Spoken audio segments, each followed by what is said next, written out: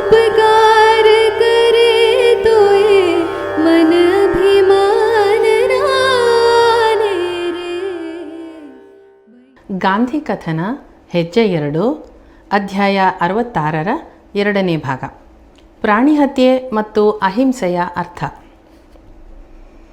ಧರ್ಮ ಸಮನ್ವಯ ಕುರಿತ ಗಾಂಧಿಯವರ ಈ ಸಂಕಥನದಂತೆಯೇ ಅಹಿಂಸೆಯನ್ನು ಕುರಿತ ಅವರ ಸಂಕಥನದ ಸಂಕೀರ್ಣತೆ ಬಿಚ್ಚಿಕೊಳ್ಳುವ ಸಂದರ್ಭಗಳು ಇದೇ ಅವಧಿಯಲ್ಲಿ ಒದಗಿ ಬಂದವು. ಒಮ್ಮೆ ಹತೋಟಿಗೆ ಸಿಗದ ಬೀಡಾಡಿ ನಾಯಿಗಳ ದೊಡ್ಡ ಹಿಂಡೊಂದು ಗಾಂಧಿಯವರ ಮಿತ್ರ ಅಂಬಾಲಾಲ್ ಸಾರಾಭಾಯಿಯವರ ಜವಳಿ ಗಿರಣಿಯ ಆವರಣದ ಗೋಡೆಗಳನ್ನು ಹಾರಿಬಂದು ಹಾವಳಿ ನಡೆಸತೊಡಗಿದವು. ಹಾವಳಿಯನ್ನು ತಡೆಯಲಾಗದ ಅಂಬಾಲಾಲ್ ಆ ನಾಯಿಗಳನ್ನು ಕೊಲ್ಲಿಸಿದರು. ಇದರಿಂದ ಕುಪಿತರಾದ ಕೆಲ ಜೈನರು ಅಂಬಾಲಾಲರ ಮೇಲೆ ಪ್ರಾಣಿ ಹಿಂಸೆಯ ಆರೋಪ ಹೊರಿಸಿ ಗಾಂಧಿಯವರ ಮಧ್ಯಸ್ಥಿಕೆಯಲ್ಲಿ ಅಂಬಾಲಾಲರಿಗೆ ಶಿಕ್ಷೆ ತೀರ್ಮಾನಿಸಬಯಸಿದರು. ಆದರೆ ಅವರ ಆಶ್ಚರ್ಯಕ್ಕೆ ಗಾಂಧಿ ಅಂಬಾಲಾಲರ ಕ್ರಮವನ್ನು ಸಮರ್ಥಿಸಿದರು. ಇದು ಬಹಳ ಜನರ ಆಶ್ಚರ್ಯ ಮತ್ತು ಕೆಲವರ ಅಸಮಾಧಾನಕ್ಕೆ ಕಾರಣವಾದಾಗ ಅವರು ನವಜೀವನ ಮತ್ತು ಯಂಗ್ ಇಂಡಿಯಾ ಪತ್ರಿಕೆಗಳಲ್ಲಿ ತಮ್ಮ ಸಮರ್ಥನೆಯನ್ನು ವಿವರಿಸಿ ಲೇಖನಗಳನ್ನು ಬರೆದರು. ಅವರ ವಾದದ ಸಾರಾಂಶ ಹೀಗಿತ್ತು: ಒಂದು ತತ್ವದ ಪರಿಪೂರ್ಣತೆ ಅಪರಿಪೂರ್ಣವಾದ ಲೋಕದಲ್ಲಿ ಮತ್ತು ಅಪರಿಪೂರ್ಣವಾದ ಮನುಷ್ಯರಿಂದ ಸದಾ ರಾಜಿಯ ಮಿತಿಗಳಿಗಾಗಿ ಹುಡುಕಾಟ ನಡೆಸುತ್ತಿರುತ್ತದೆ. ತತ್ವದ ಪರಿಪೂರ್ಣತೆ ಕಾಡಿನಲ್ಲಿರುವ ಬೈರಾಗಿಯೊಬ್ಬನಿಂದ ಸಾಧ್ಯವಾಗಬಹುದೇನೋ, ಆದರೆ ಪಟ್ಟಣದ ಜನ ಅದನ್ನು ಒಂದು ಮಿತಿಯಲ್ಲಿ ಮಾತ್ರ ಸಾಧಿಸಲು ಸಾಧ್ಯ. ನಾಯಿಗಳನ್ನು ಕೊಲ್ಲುವುದು ಪಾಪವೇ ಸರಿ, ಆದರೆ ಕೊಲ್ಲದಿರುವುದು ಇನ್ನೂ ದೊಡ್ಡ ಪಾಪದಲ್ಲಿ ಪರಿಣಮಿಸುವಂತಹ ಪರಿಸ್ಥಿತಿ ಉಂಟಾಗಿದೆ. ಅಹಮದಾಬಾದ್ ನಗರದ ಆಸ್ಪತ್ರೆಗಳಲ್ಲಿ ನಾಯಿ ಕಡಿತಗಳ, ವಿಶೇಷವಾಗಿ ಹುಚ್ಚು ನಾಯಿ ಕಡಿತಗಳ ಪ್ರಮಾಣ ಗಣನೀಯವಾಗಿ ಏರಿ ಪರಿಸ್ಥಿತಿ ಆತಂಕ ಹುಟ್ಟಿಸಿದೆ. ಇದೇ ಸಂದರ್ಭದಲ್ಲಿ ಹಿಂದೊಮ್ಮೆ ಬೆಳೆ ಹಾಳು ಮಾಡುತ್ತಿದ್ದ ಕೋತಿಗಳನ್ನು ಬೇರೆ ನಿರ್ವಾಹವಿಲ್ಲದಿದ್ದಾಗ ಕೊಲ್ಲಲು ನೀಡಿದ್ದ ಗಾಂಧಿಯವರ ಸೂಚನೆಯನ್ನು ಮತ್ತು 2 ವರ್ಷಗಳ ನಂತರ ಆಶ್ರಮದ ಒಂದು ಕರು ಗಾಯಗೊಂಡು ಬಹುಕಾಲ ನರಳುತ್ತಿದ್ದುದನ್ನು ನೋಡಲಾಗದೆ ಅದಕ್ಕೆ ವೈದ್ಯರಿಂದ ಚುಚ್ಚುಮದ್ದು ನೀಡಿ ಸಾಯಿಸಿದ್ದ ಅವರ ಕ್ರಮವನ್ನು ಇಲ್ಲಿ ನೆನಪಿಸಿಕೊಳ್ಳಬಹುದು. ಮನುಷ್ಯರ ಹೃದಯ ಪರಿವರ್ತನೆಯನ್ನು ನಿರೀಕ್ಷಿಸಬಹುದು, ಆದರೆ ಪ್ರಾಣಿಗಳ ವಿಷಯದಲ್ಲಿ ಅದಾಗದು ಎಂದಿದ್ದ ಗಾಂಧಿ ಕರುವನ್ನು ಕೊಲ್ಲಲು ನಿರ್ಧರಿಸಿದ್ದನ್ನು ಸಮರ್ಥಿಸಿಕೊಂಡದ್ದು ಹೀಗೆ: ಅಹಿಂಸೆ ಕುರಿತ ನಮ್ಮ ಜನರ ಕಲ್ಪನೆ ಎಷ್ಟು ಕುರುಡಾಗಿದೆ ಎಂದರೆ ಅದನ್ನು ಸರಿಯಾದ ಅರ್ಥದಲ್ಲಿ ಹರಡುವುದೇ ಕಷ್ಟವಾಗಿ ಬಿಟ್ಟಿದೆ. ಅಹಿಂಸೆ ಕುರಿತ ಈ ತಪ್ಪು ಗ್ರಹಿಕೆ ಎಂತಹ ಮನೋವಿಕಲತೆಯನ್ನು ಉಂಟುಮಾಡಿದೆ ಎಂದರೆ ಒರಟು ಮಾತು, ಹಗೆತನ, ಸೇಡು, ಕಟು ತೀರ್ಮಾನಗಳು ಮತ್ತು ಹಿಂಸಾ ವಕಾಲತ್ತುಗಳೆಲ್ಲ ಹಿಂಸೆಯೇ ಎಂಬ ಭಾವನೆಯನ್ನು ತೊಡೆದುಹಾಕಿ ನಿಧಾನ ಹಿಂಸೆಯ ಅರಿವೇ ನಮಗೆ ಬಾರದಂತೆ ನಮ್ಮ ಸಂವೇದನೆಗಳನ್ನು ಮೊಂಡುಗೊಳಿಸಿ ಬಿಟ್ಟಿದೆ. ದುರ್ಬಲ ಜನರ ಹಸಿವು, ಅವಮಾನ, ಶೋಷಣೆ, ಘನತೆ, ಗೌರವಗಳ ನಾಶಕ್ಕೆ ಕಾರಣವಾದ ನಮ್ಮ ದುರಾಸೆಯ ಜೀವನ ಕ್ರಮಗಳೂ ಹಿಂಸೆಯಲ್ಲವೇ? ಈ ಬಗ್ಗೆ ನವಜೀವನ ಮತ್ತು ಯಂಗ್ ಇಂಡಿಯಾದಲ್ಲಿ ನಡೆದ ತೀವ್ರ ಬಿಸಿ ಬಿಸಿ ಚರ್ಚೆಯಲ್ಲಿ ಕೆಲವರು ಗಾಂಧಿಯನ್ನು ರೈತರ ಬೆಳೆಗಳನ್ನು ಹಾಳು ಮಾಡುವ ಕೀಟಗಳನ್ನು ಕೊಲ್ಲುವುದು ಅಹಿಂಸೆಯಾಗುವುದಾದರೆ ಸಾಮಾಜಿಕ ಅಪರಾಧಗಳಲ್ಲಿ ತೊಡಗುವ ಮಾನವ ಕೀಟಗಳನ್ನು ಕೊಲ್ಲುವುದು ಏಕೆ ಅಹಿಂಸೆಯಾಗಿ ಸಮರ್ಥನೀಯವೆನಿಸಬಾರದು ಎಂದು ಪ್ರಶ್ನಿಸಿದರು. ಅವರಿಗೆ ಗಾಂಧಿ ಈ ಹಿಂದೆ ತಾವು ಕೋತಿಗಳನ್ನು ಕೊಲ್ಲಲು ನೀಡಿದ್ದ ಕಾರಣವನ್ನು ಅವರಿಗೆ ಉತ್ತರವಾಗಿ ನೀಡಿ, ಮನುಷ್ಯರ ನಡುವೆ ಸಾಧ್ಯವಾಗಬಲ್ಲ ಸಂವಾದದ ಅಗಾಧ ಸಾಧ್ಯತೆಗಳ ಮಾನವತೆಯ ಅರಿವು ಮನುಷ್ಯರನ್ನು ಕೊಲ್ಲುವುದಕ್ಕೆ ಅವಕಾಶ ನೀಡುವುದಿಲ್ಲ ಎಂದು ಉತ್ತರಿಸಿದರು.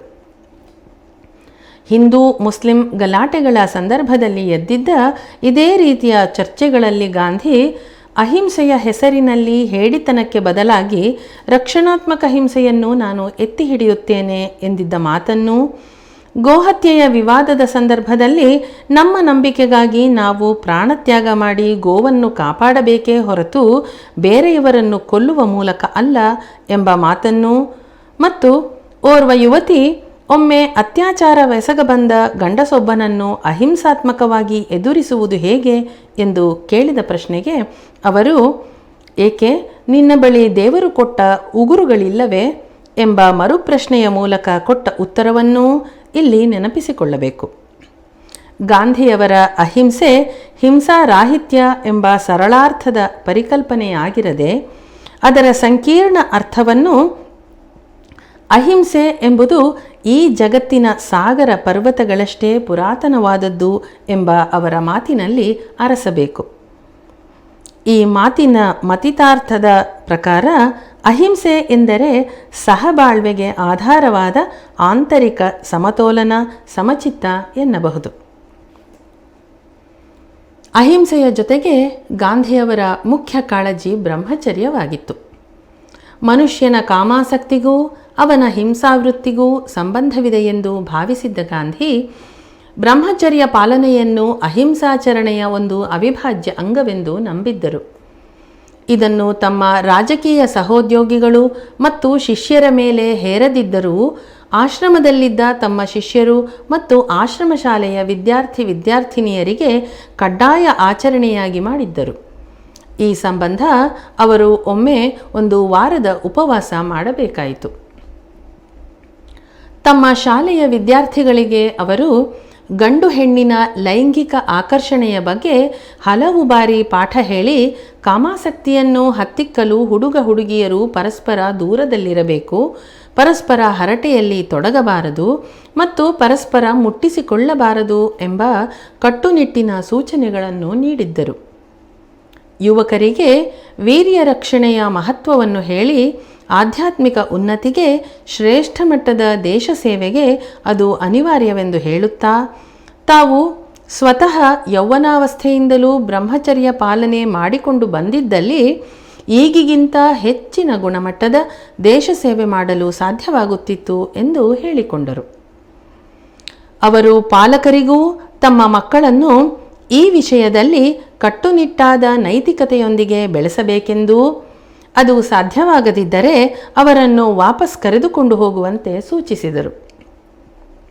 ಆದರೇನು, ಕಾಮನ ಬಾಣಕ್ಕೆ ಮಾತಿನ ಗೋಡೆ ಯಾವ ಲೆಕ್ಕ? ಆಶ್ರಮದ ಕೆಲವು ವಿದ್ಯಾರ್ಥಿಗಳು ಲೈಂಗಿಕ ದುರ್ವರ್ತನೆಯಲ್ಲಿ ತೊಡಗಿದ್ದಾರೆಂಬ ಸುದ್ದಿ ಕೇಳಿ ಗಾಂಧಿ ನೊಂದರು. ಆ ವಿದ್ಯಾರ್ಥಿಗಳಿಗೆ ತಮ್ಮ ತಪ್ಪನ್ನು ಮನಗಾಣಿಸಲು ತಾವು 1 ವಾರ ಉಪವಾಸ ಘೋಷಿಸಿದರು. ಈ ಮಧ್ಯೆ ಗಾಂಧಿಯವರ 2 ಹಿರಿಯ ಶಿಷ್ಯರು ಬೇರೆ ಬೇರೆ ಕಡೆ ಆಶ್ರಮವಾಸಿಗಳಾಗಿದ್ದರು. ರಾಜಗೋಪಾಲಾಚಾರ್ಯವರು ತಮಿಳುನಾಡಿನ ತಿರುಚೆಂಗೋಡ್ ಎಂಬಲ್ಲಿ ಆಶ್ರಮವೊಂದನ್ನು ಸ್ಥಾಪಿಸಿದರು. ಗಾಂಧಿಯವರ ರಚನಾತ್ಮಕ ಕಾರ್ಯಕ್ರಮಗಳಾದ ನೂಲುವುದು, ನೇಯುವುದು, ಖಾದಿ ಪ್ರಚಾರ ಮತ್ತು ಅಸ್ಪೃಶ್ಯತಾ ನಿವಾರಣೆಯ ಕೆಲಸಗಳಿಗಾಗಿ ಸ್ವಯಂ ಸೇವಕರನ್ನು ತರಬೇತಿಗೊಳಿಸುವುದು ಅದರ ಉದ್ದೇಶವಾಗಿತ್ತು. ಇನ್ನು ರಾಜೇಂದ್ರ ಪ್ರಸಾದರು ಮಜ್ರುಲ್ ಹಕ್ ಎಂಬುವವರು ಪಾಟ್ನಾದಲ್ಲಿ 1920ರಲ್ಲೇ ಸ್ಥಾಪಿಸಿದ್ದ ಸದಾಕತ್ ಆಶ್ರಮ ಸೇರಿದರು. ಹಕ್ ಅವರು ಗಾಂಧಿಯವರಿಗೆ ಅವರ ಲಂಡನ್ ವಿದ್ಯಾರ್ಥಿ ದಿನಗಳಿಂದಲೂ ಮಿತ್ರರಾಗಿ ಅವರ ಅನುಯಾಯಿಗಳಾಗಿದ್ದವರು. ಗಾಂಧಿ ಕಾಮದ ವಿಷಯದಲ್ಲಿ ತಮ್ಮ ಶಿಷ್ಯ ಅಥವಾ ವಿದ್ಯಾರ್ಥಿಗಳಿಗೆ ಮಾತ್ರವಲ್ಲ, ತಮ್ಮ ಆಶ್ರಮಕ್ಕೆ ವೈಯಕ್ತಿಕ ಸಮಸ್ಯೆಗಳನ್ನು ಹೇಳಿಕೊಂಡು ದೇಶಾದ್ಯಂತದಿಂದ ಬರುತ್ತಿದ್ದ ಜನರಿಗೂ ಬ್ರಹ್ಮಚರ್ಯದ ಪಾಠ ಹೇಳುತ್ತಿದ್ದರು. ಕೆಲವರು ಅವರಿಗೆ ತಮ್ಮ ಲೈಂಗಿಕತೆಯೂ ಸೇರಿದಂತೆ ಹಲವು ಸಮಸ್ಯೆಗಳನ್ನು ಹೇಳಿಕೊಂಡು ಸಲಹೆಗಳಿಗಾಗಿ ಪತ್ರ ಬರೆಯುತ್ತಿದ್ದರು. ಅವರೆಲ್ಲರಿಗೆ ಮುಖ್ಯವಾಗಿ ಅವರು ಸೂಚಿಸುತ್ತಿದ್ದುದು ವೀರ್ಯ ರಕ್ಷಣೆಯ ಮಹತ್ವವನ್ನೇ. ಕೆಲವರಿಗೆ ಕಥೆ ಕಾದಂಬರಿಗಳನ್ನು ಓದುವುದನ್ನು ನಿಲ್ಲಿಸುವಂತೆ ಸೂಚಿಸುತ್ತಾ, ಬೆಳಗ್ಗೆ ಎದ್ದು ತಣ್ಣೀರ ಸ್ನಾನ ಮಾಡಿ ರಾಮನಾಮ ಜಪಿಸುವಂತೆ ಹೇಳಿದರೆ, ಇನ್ನು ಕೆಲವರಿಗೆ ಮುಷ್ಟಿ ಮೈಥುನ ಕಡಿಮೆ ಮಾಡಿ ಭಗವದ್ಗೀತೆಯನ್ನು ಓದಲು, ಹಸಿ ಹಾಲನ್ನು ಕುಡಿಯಲು ಸೂಚಿಸಿದ್ದರು. ಅವರು ಕೆಲವರಿಗೆ ಸ್ವಪ್ನಸ್ಖಲನ ಸಹಜವೆಂದೂ ಅದರ ಪಾಡಿಗೆ ಅದು ಹೋಗಲಿ, ತಲೆ ಕೆಡಿಸಿಕೊಳ್ಳದೆ ಅಧ್ಯಯನದ ಕಡೆ ಗಮನಹರಿಸಲು ಸಲಹೆ ನೀಡಿದ್ದರು. ಗಾಂಧಿ ಕಾಮ ಅಥವಾ ಲೈಂಗಿಕ ಸಮಸ್ಯೆಗಳಲ್ಲದೆ ಹೆಣ್ಣು ಮಕ್ಕಳ ವೈವಾಹಿಕ ಸಮಸ್ಯೆಗಳು ಮತ್ತು ಸೈದ್ಧಾಂತಿಕ ರಾಜಕೀಯ ಪ್ರಶ್ನೆಗಳಿಗೂ ಉತ್ತರ ಕೊಡುತ್ತಿದ್ದರು. ಕೆಲವೊಮ್ಮೆ ಅವು ಸಾರ್ವತ್ರಿಕ ಪ್ರಶ್ನೆಗಳಾಗಿದ್ದರೆ ಅವನ್ನು ಯಂಗ್ ಇಂಡಿಯಾ ಪತ್ರಿಕೆಯಲ್ಲಿ ಪ್ರಕಟಿಸುತ್ತಿದ್ದರು. ಲಕ್ಷ್ಮೀದೇವಿ ಎಂಬ ಹೆಣ್ಣು ಮಗಳೊಬ್ಬಳು ತನ್ನ ಬದುಕಿನ ಬಿಕ್ಕಟ್ಟೊಂದರ ಬಗ್ಗೆ ಬರೆದಿದ್ದ ಪತ್ರಕ್ಕೆ ಗಾಂಧಿ ಬರೆದ ಪತ್ರ ಹೆಣ್ಣನ್ನು ಕುರಿತ ಅವರ ಅತ್ಯಾಧುನಿಕ ನಿಲುವಿಗೆ ಸಾಕ್ಷಿಯಾಗಿ ನಮ್ಮ ಗಮನ ಸೆಳೆಯುತ್ತದೆ. ಆ ಹೆಣ್ಣು ಮಗಳಿಗೆ ಅವರಪ್ಪ ಬಾಲ್ಯದಲ್ಲೇ ವಯಸ್ಸಾದ ಗಂಡಸೊಬ್ಬನಿಗೆ ಕೊಟ್ಟು ಮದುವೆ ಮಾಡಿಬಿಟ್ಟಿದ್ದರು. ಅವನಿಗೆ ಈಗಾಗಲೇ ಒಂದು ಮದುವೆಯಾಗಿತ್ತು. ಲಕ್ಷ್ಮೀದೇವಿ ಈಗ ತನ್ನಿ ಮುದಿ ಗಂಡನನ್ನು ತೊರೆದು ತಾನು ಇಷ್ಟಪಟ್ಟ ಹುಡುಗನನ್ನು ಮದುವೆಯಾಗ ಬಯಸಿ ಗಾಂಧಿಯವರ ಅಭಿಪ್ರಾಯ ಕೇಳಿ ಪತ್ರ ಬರೆದಿದ್ದಳು. ಗಾಂಧಿ ಆಕೆಗೆ ಉತ್ತರ ಬರೆದು, ಆಕೆಯ ಮೊದಲ ಮದುವೆ ಅವಳಿಗೆ ಬುದ್ಧಿ ಬಲಿಯುವ ಮುನ್ನ ಅವಳ ಒಪ್ಪಿಗೆ ಪಡೆಯದೆ ನಡೆದಿರುವುದರಿಂದ ಅದು ಧರ್ಮಸಮ್ಮತವಲ್ಲ.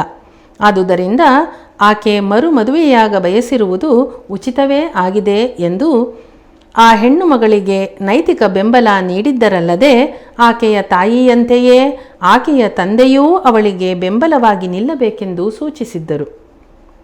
ಈ ಪತ್ರ ಅಲ್ಲಿಗೆ ನಿಲ್ಲದೆ ಲಕ್ಷ್ಮೀದೇವಿಯ ಧೈರ್ಯವನ್ನು ಮೆಚ್ಚಿ ಇತರ ಹೆಣ್ಣು ಮಕ್ಕಳೂ ಈ ಧೈರ್ಯವನ್ನು ತೋರಬೇಕೆಂದು ಸಲಹೆ ಇತ್ತಿದ್ದರು.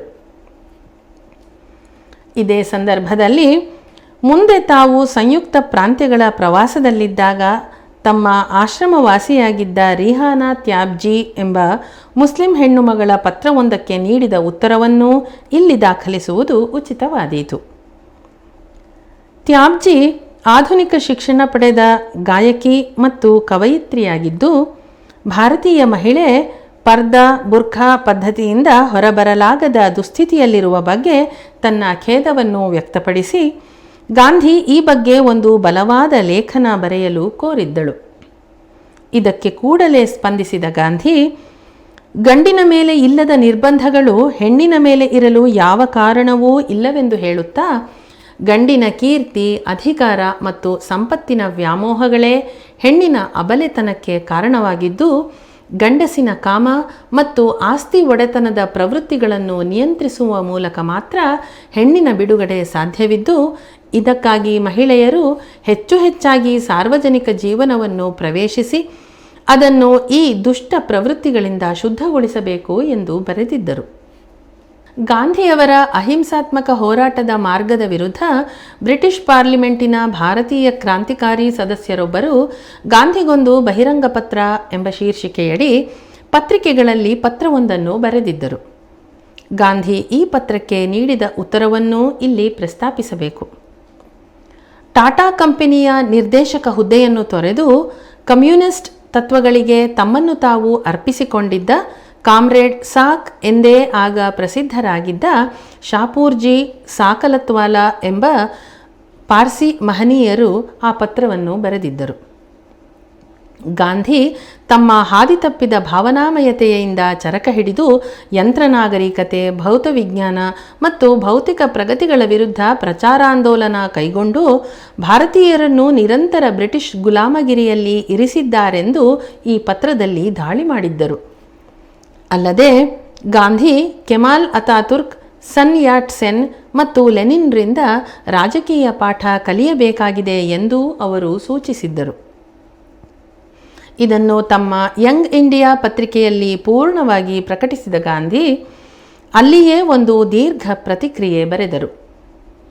ಈ ಕಮ್ಯುನಿಸ್ಟ್ ಅನುಯಾಯಿಯ ಗಮನವೆಲ್ಲವೂ ನಗರಗಳ ಕಡೆಯೇ ಇದ್ದು ಅವರಿಗೆ ಭಾರತದ ವಾಸ್ತವವಾಗಿರುವ ಹಳ್ಳಿಗಳ ಕಲ್ಪನೆಯೇ ಇಲ್ಲವಾಗಿದ್ದು, ಅದು ಅವರಲ್ಲಿ ಇದ್ದಿದ್ದಲ್ಲಿ ಈ ವಾಸ್ತವವನ್ನು ಬದಲಿಸುವ ಪ್ರಧಾನ ಸಾಧನವಾಗಬಲ್ಲ ಚರಕವನ್ನು ಅವರು ಹೀಗಳೆಯುತ್ತಿರಲಿಲ್ಲ ಎಂದು ತಮ್ಮ ಪ್ರತಿಕ್ರಿಯೆಯನ್ನು ಆರಂಭಿಸಿದ್ದ ಗಾಂಧಿ, ಕಮ್ಯುನಿಸ್ಟರಂತೆ ಬಂಡವಾಳಕ್ಕೂ ದುಡಿಮೆಗೂ ಪರಸ್ಪರ ವಿರೋಧವಿದೆ ಎಂದು ತಾವು ನಂಬುವುದಿಲ್ಲವೆಂದೂ, ವಿಷದ ಹಾವನ್ನು ಕೊಲ್ಲ ಬಯಸದ ತಮಗೆ ಮನುಷ್ಯರನ್ನು ಕೊಲ್ಲುವ ರಕ್ತಕ್ರಾಂತಿ ಎಂದಿಗೂ ಒಪ್ಪಿಗೆಯಾಗದೆಂದೂ ವಿವರಿಸಿದ್ದರು.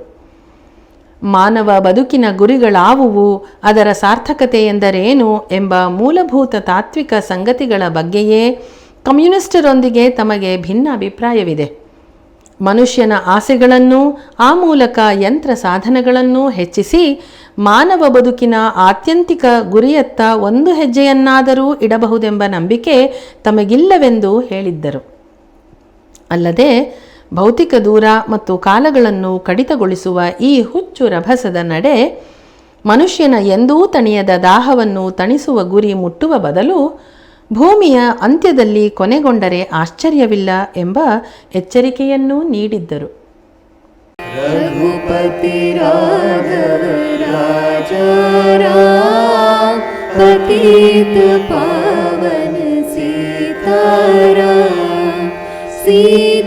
सीताराम सीताराम भज प्यारे मन सीताराम ईश्वर अल्लाह तेरो नाम सबको सन्मति दे भगवान ईश्वर अल्लाह तेरो नाम सबको